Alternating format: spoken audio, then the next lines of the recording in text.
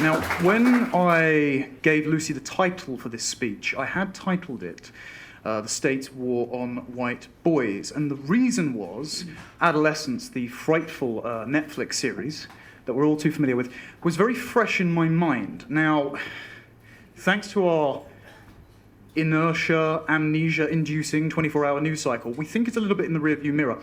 But I think that it's an instructive proxy for the main forces that are exerting downward pressure on the self-esteem and the ability to form habits in young English boys in the country. So, summary for those who, like Kemi Badnock, haven't seen it and decided not to because they had better things to do with their time than be propagandized by the state.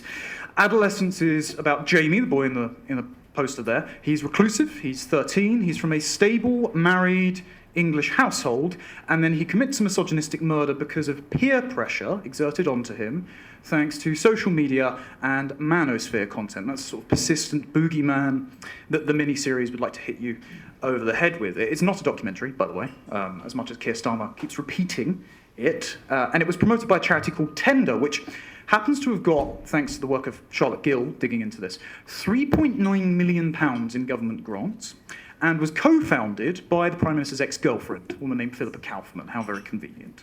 And they were invited to Downing Street on the 1st of April to talk about this, and they've partnered with Netflix to show this documentary in every UK school. Now, you would think there might be some other documentaries, some other topics that might take precedence, but apparently the incel moral panic is the absolute highest priority for our ruling class. Now, my friend Lewis Brackpool procured via Freedom of Information access requests recently proof that the Departure for Media, Culture and Sport actually partners with broadcasting companies like Netflix, but ITV, the BBC, pretty much any soap producer that you would have seen, to insert public health messaging, climate change and environmental awareness, and social cohesion and anti-extremism themes into its content. If any keen viewers of Coronation Street are here, first of all, why? Second of all, you might remember a storyline from a chap called Max, an autistic teenage boy who partners with far-right influencers, who by day give sensible speeches on YouTube in community centres about immigration, and by night just happen to moonlight at beating up random refugee children. This would be one of those examples, as was the COVID vaccine and lockdown messaging that we saw in the likes of EastEnders. So there are certain narratives that are being pushed in government entertainment, and this is proof as to what is prioritised by the state. And what is prioritised by the state is that social media and online masculinity content is likely to turn even the quietest boy from the most cohesive family into a misogynistic murderer. And so we could make some anodyne points about adolescence. We could point out the fact that Stephen Graham, the actor in the series who helped create it, friend of not hate, but we won't go there, cited the murder of a 15-year-old girl called Elaine Andam in Croydon in 2023 by Hassan Sentamu as the inspiration for the show, among a number of other murders. Sentamu was sent to a Ugandan boarding school where he was beaten and then placed in foster care. 24% of prisoners in Britain, adults in prison, have been in foster care, by the way, so it's a leading predictor for the kinds of crimes you would commit. Sentamu then threatened to cut his foster mother's cat's tail off and was then given a police caution aged 12 for bringing a knife to school. He was raised by a single mother, as are 46% of children in this country by the age of 14. Broken down by ethnicity, that's 57% of black Caribbean, 44% of black African families, and 22% of white British families. 76% of children in custody report having an absent father. So, if you understand this picture here, it's not quite Jamie. It's not quite the representative being depicted to you as the typical misogynistic murderer by the state and by Netflix, who has been turned into a terror by a few Andrew Tate clips. And by the way, not a fan of Andrew Tate, but he's not the bogeyman. These same fatherless ethnic minority boys are actually the more likely ones to have a positive opinion of Tate, as it turns out. The Institute for Strategic Dialogue found that black respondents had a 41% favourable view of Tate, Asians 31%, and whites only 15%. Of course, unfortunately as well, because of fatherlessness, because of these kinds of attitudes, black boys comprise 61% of knife crime perpetrators, 61% of knife murder perpetrators, 53% of knife crime perpetrators, and 73% of the Met Police's gang matrix suspects. Now, these are not fun facts to read out, But if we ignore reality, a la adolescence, we don't solve this problem and we don't keep young boys out of gangs and alive. Now, of course, Jamie is the scapegoat for our liberal ruling class, and this moral panic was manufactured. But it is very instructive as to what I think are the three institutions exerting pressure on young boys like Jamie. And I'm going to read a quote from C.S. Lewis, from The Abolition of Man, which is a really good essay on the way that the hollowing out of moral sentiments in education forms what he calls chestless men, as in men who have their heads filled with ideology, but who are bereft of courage, bereft of guidance, and so can't navigate in and sustain a civilization very well. And he writes, "It is not an excess of thought, but defect of fertile and generous emotion that marks these men out. Their heads are no bigger than the ordinary. It is the atrophy of the chest beneath that makes them seem so. And all the time, such is the tragicomedy of our situation, we continue to clamour for those very qualities we are rendering impossible. You can hardly open a periodical without coming across the statement that what our civilization needs is more drive, or dynamism, or self-sacrifice, or creativity, but in some sort of ghastly simplicity, we've removed the organ and demanded the function. We make men without chests and expected them virtue and enterprise. We laugh at honour and are shocked to find traitors in our midst. We castrate and bid the geldings be fruitful." And so, if you don't mind moving on to the next slide, I think this is the assembly line for chestless men. Three institutions, or rather three forces, that is education, technology, social media, and the state, or alternatively, for the terminally online Zoomers in the room, of which I think I might be one of three, the Longhouse, the Global Village, and the Panopticon. Now, for those who aren't familiar, the Longhouse, which is the first one, is a dining hall and a sort of communal living space that prehistorical matriarchal tribes were thought to have lived in. It has no interior walls, no levels. Everyone sort of sits and eats and sleeps on the same floor, presided over by a den mother. And the den mother, much like the totalitarian dictators of the 20th century who derived their right to rule from their strength and their willingness to use power against their adversaries, she derives her capacity for cruelty for her abundance of compassion, for her concern for the downtrodden. And so to be ostracized from the Longhouse, where there is no privacy, there is no inequality, to be ostracized from that for mistreating someone else within the Longhouse means facing the wilderness without food, without family, and ultimately succumbing to your death. Now, this was, again, believed to be the way that human beings always lived by the likes of Friedrich Engels and Simone de Beauvoir, and even though modern anthropologists know that this is not the case, it still provides a sort of powerful foundation myth for certain progressive feminists. It also provides a very interesting analogy by critics of those feminists. Dr. Jonathan Kieperman is an American academic, uses the Longhouse as a metaphor to, and I'll read a quote here, describe the remarkable overcorrection of the last two generations towards social norms centering feminine needs and feminine methods for controlling, directing, and modeling behavior. And so I can think of no better metaphor for a modern school. Now, I would wager I'm among the youngest in here, so forgive me if I sound condescending, but I might be the closest to how modern schools function in terms of my experience. Now, things have obviously changed. Catherine Bergelsing delivered a very good speech about that.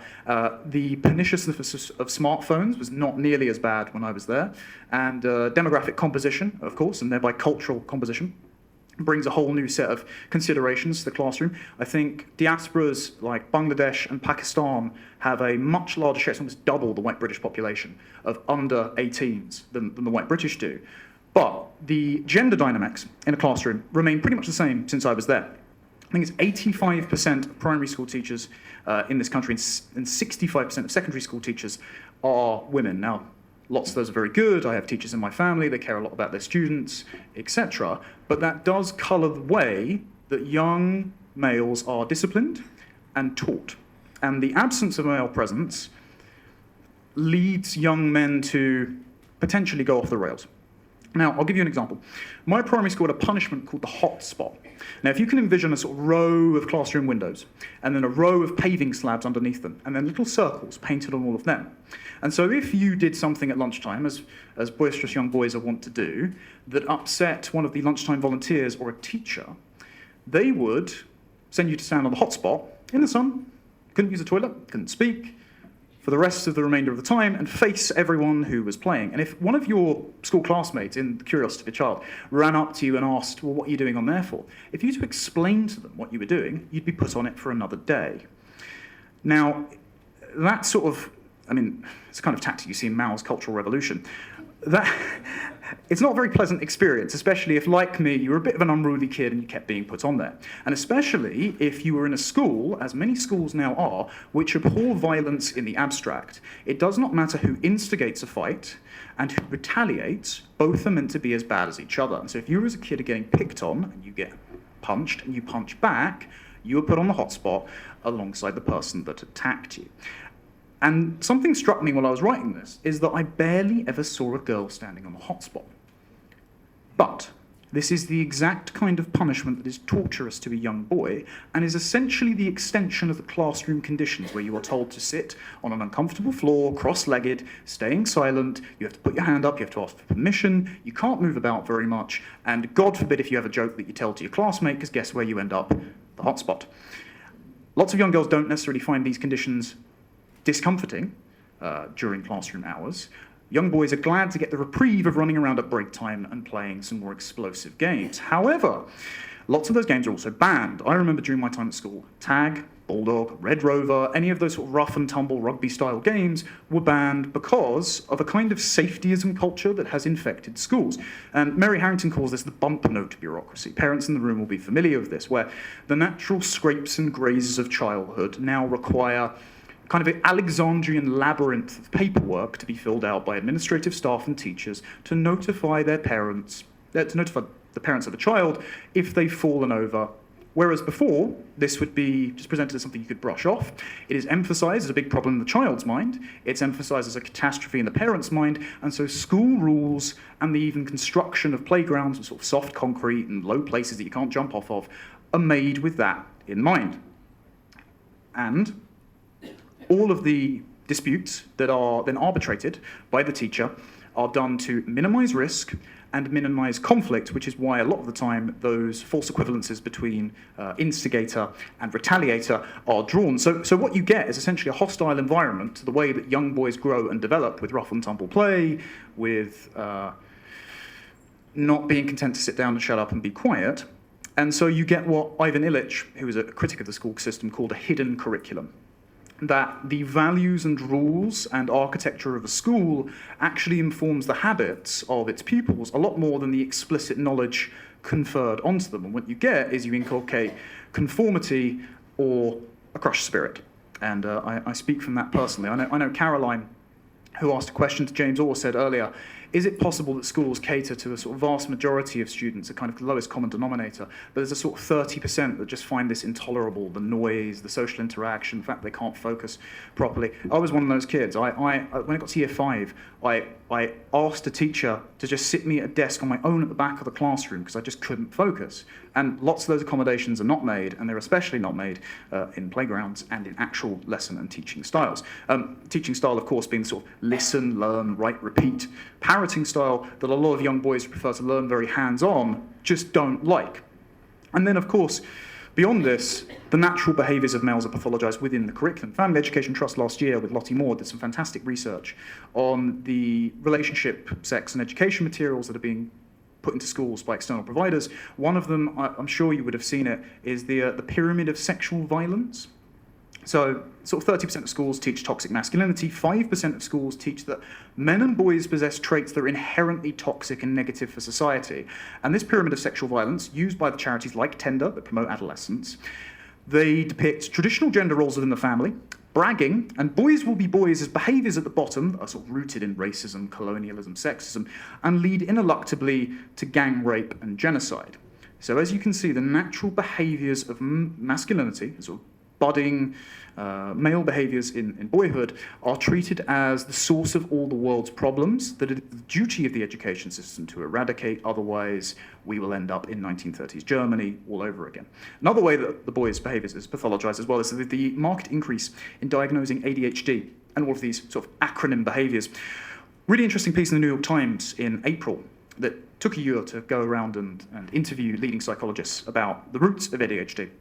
And there's a chap called Edmund Sonuga Bark, who is a neuroscience researcher at King's College London, and he said the following. He's invested 35 years of his life in trying to identify the causes of ADHD, and somehow we seem to be further away from our goal than when we started. We have a clinical definition of ADHD that is increasingly unanchored from what we're finding in our science. He says there's no natural category, people with ADHD, that clinicians can objectively measure anymore, and he says it just doesn't seem to be the case that this is rooted in neurology.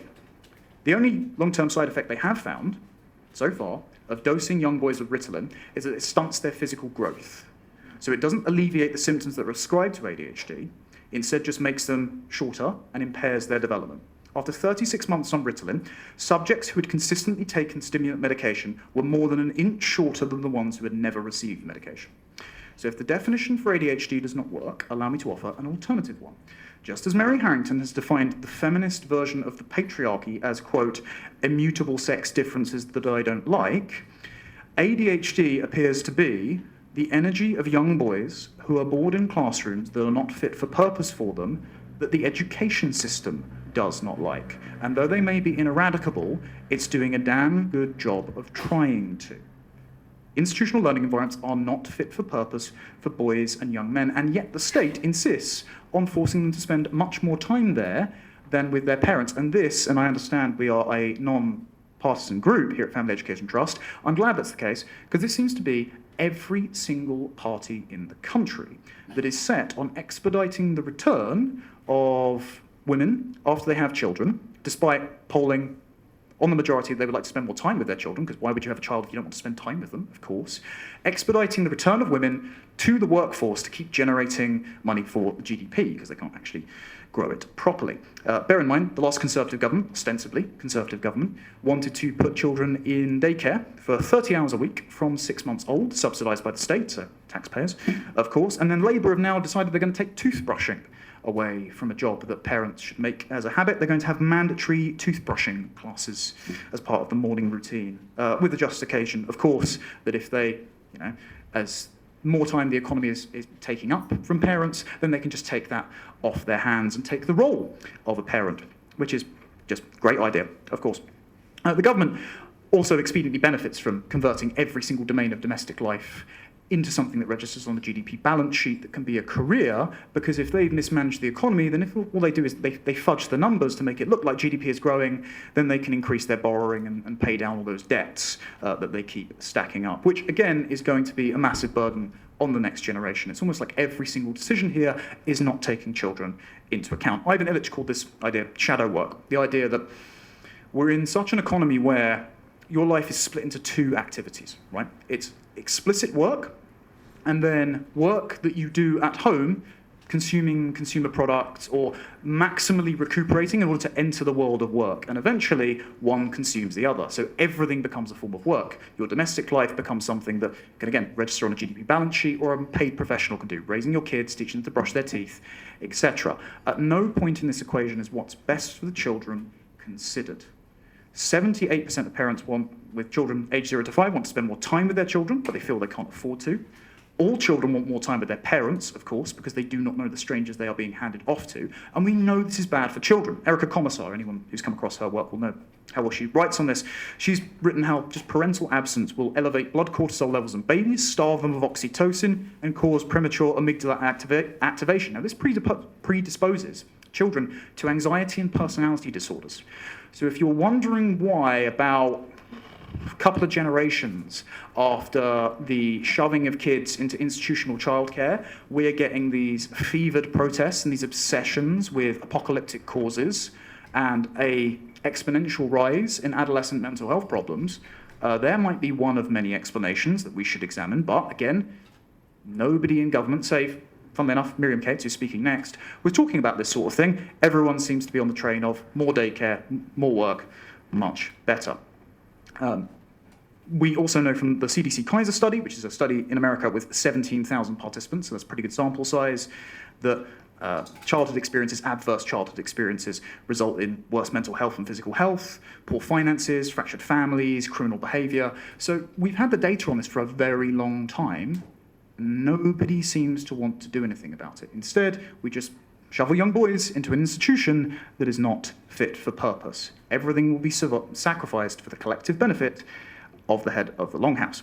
Now, the great irony of this safetyism culture in schools is that then we just shove children into the Wild West of the internet. Now, I'm a digital native as a Zoomer, so I grew up online. I think that Gen Alpha now, they might as well speak in hieroglyphics to me.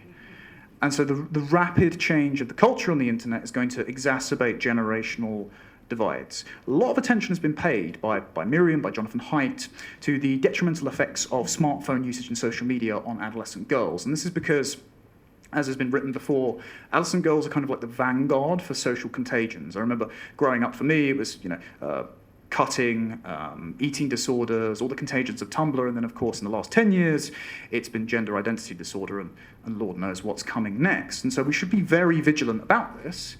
Very little attention is paid to the fact that the porn industry openly preys on boys as a business model. Like, they're not shy about this. Sound Investigations, which is an undercover filming journalism company, they went and spoke to some of the executives at ALO, formerly MindGeek, so the sort of bosses of Pornhub. And not only were they just admitting that they had lots of child sexual exploitation material on their platform, and we've since seen from internal documents, they were laughing about the amount of stuff that was on there, by the way.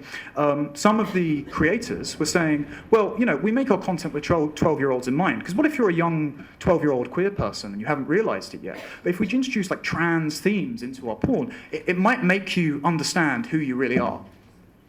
These people are running one of the biggest, most profitable international industries in the world. I think OnlyFans is headquartered here. The BBC found, by the way, that OnlyFans knowingly had child sexual exploitation material on their platform. They notified them multiple times. They didn't take it down. It wasn't until the police got involved they decided to take action. Why are they allowed? Like, we hear a lot from social conservatives, me included, about the idea of banning pornography because it's a sort of social acid. It's bad for relationship outcomes. It's bad for the neurological development of people that consume it. If we just enforce the law against them, it would work as a de facto ban. And we know this because as soon as in America they put age verification laws in multiple American states, I think Louisiana was the first one, they just suspended all their services. Rather than comply with the law and spend a little bit of money on the digital infrastructure required to ensure that only adults are consuming their content, they just suspended all services in the area. So how much predation on young boys is a part of their business model? And how much of it is a business model of social media companies as well? Because it doesn't just stay contained to those websites, those sort of parasocial websites like OnlyFans, and then it leaks onto sort of free tube sites. It then leaks onto X, for example. Now, I'm pretty sure lots of us are grateful for Elon Musk having purchased X and liberalized free speech and improved discourse. But remember, X still allows users, I think, from 13 up, and still also allows explicit material on the platform. So there's a lot of cross-pollination there. And even though Instagram and TikTok do not allow nudity on the platform, they are used as marketing arms for OnlyFans prostitutes. It's a very short click away from a bio to go and see this stuff. Also, Instagram knows that this sort of stuff is going on. Because about 2 years ago in the Wall Street Journal, they ran an expose on Meta. And Instagram was rerouting people who were searching for hashtags and search terms associated with child sexual exploitation. And they flashed them up a warning saying, this might send you to material which depicts child sexual exploitation. Would you like to continue anyway? Yeah, it wasn't until the Wall Street Journal sort of did a massive expose on this that they decided to take any action. How much of this is part of their business model, and how much of it are they allowed to get away with? And what is the breach of this?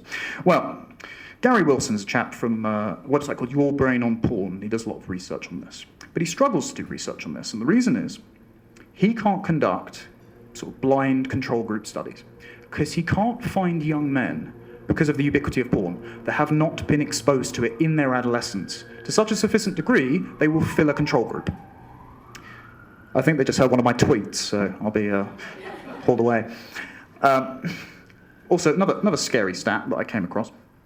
So, Children's Commissioner Dame Rachel D'Souza did some work, I think it's 2023, and looked at the sexual assault cases that are rising in Britain. And half of them are now committed by children against children.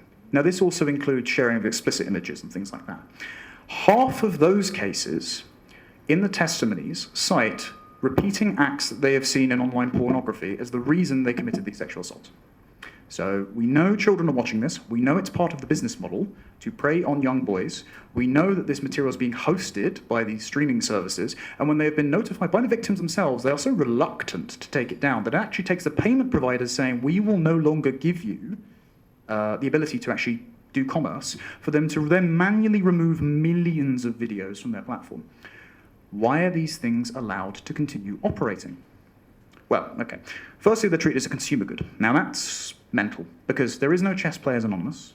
There is no crochet forum. It is not a hobby. It is an addictive drug that is worse than heroin. And this is why there are entire sub-communities of young men about my age that are getting together and trying to quit this stuff and sort of engaging in mutual reinforcement. It's all healthy and happy. They should not have had to do that in the first place. And all of the attempt to legislate this so far, so Baroness Burton earlier this year did a review on the legislation into porn, and she sought to only prescribe certain sex acts being depicted in porn and to give better oversight to the industry, because she insisted, as an oxymoronic liberal conservative, that she would never want to ban all pornography. Again, just enforcing the law against them would be tantamount to an outright ban. But one of the main reasons is because we're not treating children as children. We're not even treating them as adults. We are ignoring their entitlement to our protection, the positive rights that children have to be protected by adults, entirely to give adults the anonymous right to consume shameless vice without the inconvenience of so much as logging into an account. Again, basically no politician's interested in this. Should be a priority for them. Now, a decade after these young boys have been subjected to this sort of hyperstimuli, this addiction, these acts committed by women that would make even the most debauched Roman empresses blush, we then expect them to go and have healthy relationships. And if they don't, then they're derided as incels by the likes of adolescents. Think that maybe they deserve a tiny bit more sympathy for that. I'm not saying the ideology is correct, but there are lots of compounding factors beyond their control that have led them to this sort of sense of despondency about their own ability to have families. I was going to write something myself, but instead I'll just read a passage from a Substack post that Freya India wrote recently from the female perspective of this. My generation was taught to see each other not only as content to consume and products to shop through, but as categories. Sex objects, things to get pleasures from. We grew up watching what were often sex trafficking victims, likely seeing rape and abuse, and are somehow expected to file that away, to fall in love in the real world, to have romantic experiences just the same as previous generations did, to be tender and gentle and loyal, and to know how. As C.S. Lewis says, we geld them and we bid them be fruitful. How on earth, if they are trained on a diet of this, if this is their frame of reference for human relations, how on earth are they meant to have healthy relationships?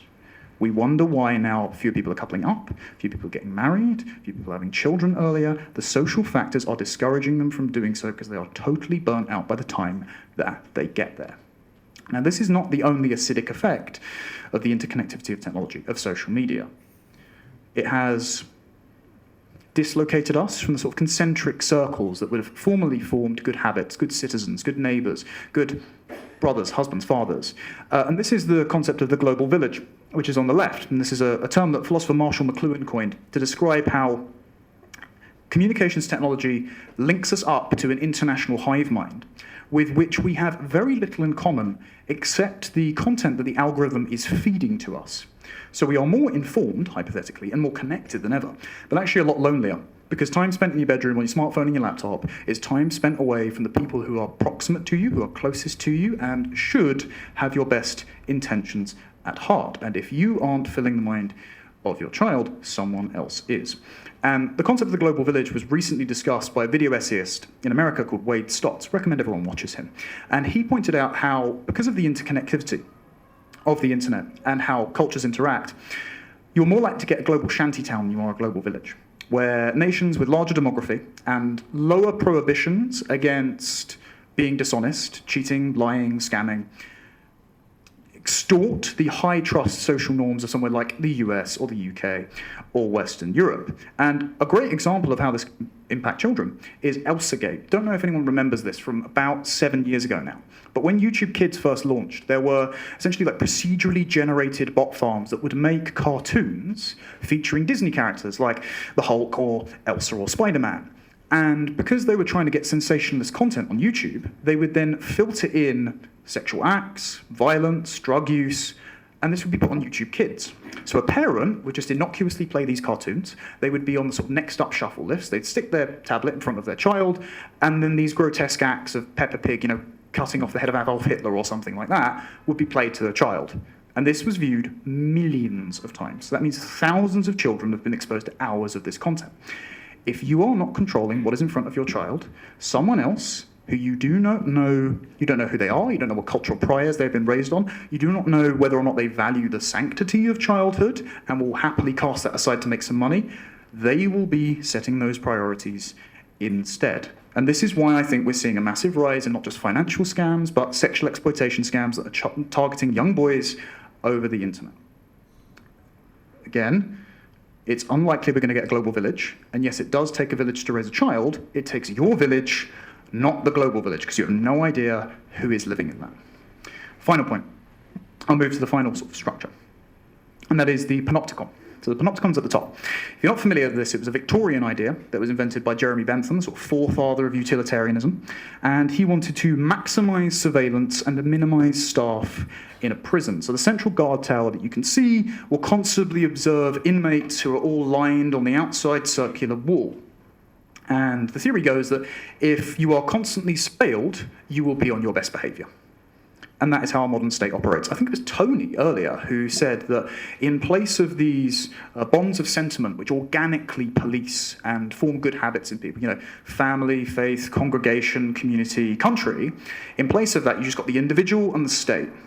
And if the individual is poorly formed, the state has to ratchet up their surveillance and control of what they say and do at all times in order to keep them under control, especially in a fractured, culturally divisive environment where they have to make everyone play nice. And so the British state has spent the last how many years guided by the belief that a closed-off identity will morph ineluctably into fascism. I mean, the sort of spectre of concern over the repeated atrocities of the Second World War, which, of course, anyone in their sane mind doesn't want to repeat. But it looms so large in our minds that doing something as simple as wanting to amend the European Convention on Human Rights gets you compared by the highest lawyer in the land to literally the Nazis. Basically, because of that fear, the British state has tried to pry everyone free of the old loves and loyalties that are natural, that are organic, and that are healthy to family, community, congregation, faith, and nation. And in its place, make relationships between the individual, the state, the economy they control, and the ideology they believe in as frictionless as possible. They essentially want to liquidate our identities down to an inoffensive grey goo that we can all drink. Tim Stanley wrote really well in the Telegraph recently about this. He described it as a portable identity that is uncontroversial because it demands nothing except to pay one's taxes and avoid murder. And this allows you to just move from every single nation that is practicing the exact same thing and feel no more at home in your country than in an airport departure lounge. This is the mentality of what David Goodhart calls the anywhere class. People who are not rooted in a particular time, place, and tradition, who have been dislocated by belonging to the global village. And so these relationships that produced good citizens, the bonds of sentiment that historian Alec Macfarlane observed in the origins of English individualism, and when Alexis de Tocqueville walked around America and sort of found themselves to be sort of self-governing and have a thriving civic society, he thought, well, they must have been imported from England. Those things, particular to us over here in the UK, have been shattered by transformations in technology, in the economy, and in social relations. Particularly, I think, the industrial and the sexual revolutions. And in its place, the state has appointed itself the arbiter of correct opinion, the arbiter of maintaining community cohesion between the client groups that it picks and chooses as warranting its moral concern. And these are, of course, minority, racial, sexual, ethnic, sexual preference, gender identity groups at the expense of the host majority, particularly heterosexual white men, on whose shoulders it places the burden of inexpugnable historical guilt. And because it blames heterosexual white men for all of these problems, it does two things. One, it turns them into the avatar of the only reason why we don't have an egalitarian utopia yet. So it justifies any and all measure, even gleeful punishment of them in pursuit of that utopia. And two, it then passes actual measures in order to do this. And so it does things like make racial and sexual discrimination a matter of just legal compliance under the Companies Act, the Equalities Act, the Charities Act, and various bits of legislation that discourage hiring the host majority population of the country, and instead encourage hiring various aggrieved minority groups who then use their position of activism to either hire along nepotistic lines or perpetuate those grievances with the ideological window dressing of woke compassion. I keep using the word woke, by the way. I know the definition has been muddied recently, but I like Eric Kaufman's definition, which means that making sacred totems out of historically marginalized race, gender, and sexual identity groups, or, as literally a communist Ash Sarkar once said, the redistribution of power, wealth, and land along race, gender, and class lines. In short, racial and sexual communism. And this is why they see the civil rights movement, the sexual revolution, as sort of wind up and go movement towards utopian progress, hence the word progressive. But, and here's the problem, how did that get such purchase in our institutions if a weed is planted on arid soil, it will never grow? The problem is it has parasitized a latent promise in the liberalism of Britain, and that is the belief in the blank slate. That is a belief that fundamentally we're all deep down equal, that the accident of geography, the injustice of economic inequality, and some differences in education and culture can be easily remedied if just the state changes all of those things. If it keeps an ever-watchful eye on all of your relationships and ensures there is no power imbalance, and it steps in, it can just achieve John Lennon's Imagine. And the only people stopping that, according to them, are the straight white men who will not refuse to be wound up in the ever-increasing ratchet of liberal progressivism. And this is why the state spends so much time on identitarian issues. It's why it scapegoats young men like Jamie in adolescence, when the inspiration for adolescence and the statistics do not bear out that Jamie is the most likely perpetrator of these horrendous crimes. Now, of course, this anthropology, this sort of blank slatism being a fiction, the state isn't going to get John Lennon's Imagine. Instead, what it gets is the Leviathan, but with more pride flags. It gets the bright pink Panopticon. Or its reach exceeds its grasp, and we all get David Betts' prediction of ethnic-based civil war before they can institute that utopia. And I don't know about you, but I'd rather both of those visions of the future do not come to pass. So that's the main problem. The state treats young, white, especially working class boys, as its primary scapegoat for why we don't have an egalitarian utopia yet. It exposes them as a matter of principle for the liberal self-authoring subject to consume to the wild west of the internet, the global village, and the predatory nature of porn companies. And it packs them into schools which are not fit for purpose, which feel like prisons to them, which feel like social shaming strategies from a communist dictatorship to them. And then it expects them to be custodians of a civilization, and then denigrates them as ungrateful woke snowflakes when they don't want to do national service and go and fight in a war overseas. And so, look, if you can make it past being a young man, make it past being Jamie, here's the vision of the future that you have to look forward to. If you don't mind on the third one, you can end up being Nick. Now, I don't know if you've seen this social contract meme going around, but basically the future of Nick is to have an increasing amount of his income from his 9 to 6 knowledge economy job siphoned off to living in a house of multiple occupancy and renting in the city and having nothing to show for it, and it being spent on social housing, largely, for lots of indolent second-generation immigrants, or the pensions and subsidised healthcare that Nick will never benefit from for Simon and Linda. And yes, of course, not all people of that age are like that. I love my grandparents very much, but it is an archetype. And if you're looking at who holds a lot of the property and who benefits from the welfare system while having paid less into it than current workers, that is an accurate archetype. And the final one is lots of his income is then taken and redistributed on foreign aid ventures overseas, which inevitably give rise to some sort of militia group which Nick is expected to be enlisted to go and put down. You wonder why lots of Brits, lots of young Brits, are in Times, in Channel 4, in YouGov polling, in an Onward survey in 2022 saying, I wouldn't fight for this country. There's nothing for me here. I might as well just pack up and leave and go to Dubai or Australia or any of these airport countries. I don't feel proud of being British, and I'm not all that enthused with democracy, and if I'm not being listened to, I have no problem with some strongman coming in, or even the army, as 40-odd% of them said, coming in and toppling the whole system over. So if we would like a stable society, if we would like a civilization that does not break out into ethnic conflict, or total systems collapse, a la the Roman Empire, I might suggest that we listen to the concerns that are afflicting young boys rather than demonizing them in things like adolescence before they burn down the global village to feel its warmth.